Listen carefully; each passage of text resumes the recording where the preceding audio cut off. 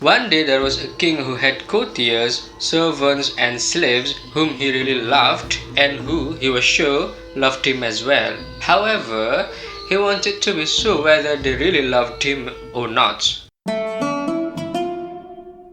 So he filled 10 rooms with unimaginable treasures, rubies and emeralds, huge black pearls, wardrobes full of the most expensive and rarest clothes, the most stunningly illustrated manuscripts, and large leather wallets filled with much money and land certificates. When the rooms had been full of treasures of all kinds and the walls seemed to sparkle and gleam in the light of such splendor, the king summoned all of his courtiers, servants, and slaves.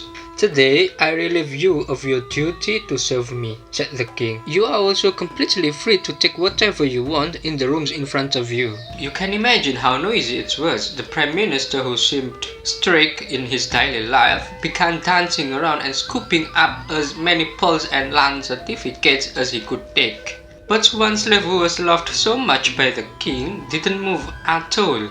The slave remained standing where she had been, bolt still. Her face only looked at the king until all of the properties had been cleared by the people who had been there, and only the slave and the king were left in the silence of the room. The king asked calmly, "And you, who stood still and took nothing, what do you want? You can have everything I have in this world." The slave still said nothing until the king almost snapped.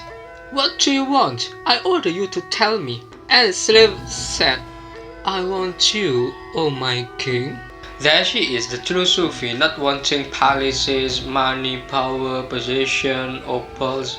She wanted nothing but the king himself. Finally, the king knew which slave verily loved him. A Sufi from India, Bu Ali Qalandar, once said, and I think this represents what the slave felt in the front of the king: "Paradise is the beloved face.